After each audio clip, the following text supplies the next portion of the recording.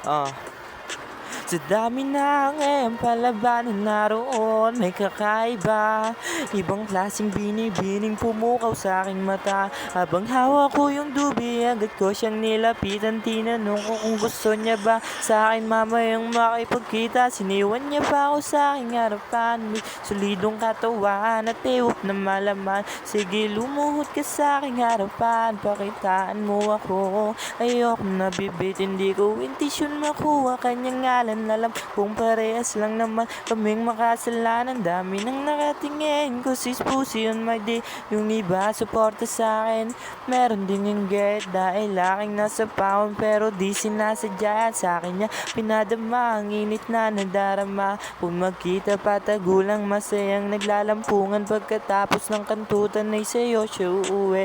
Huwag ka na magtataka kung di na siya umuwi. Magdamag siya sa akin na damdam.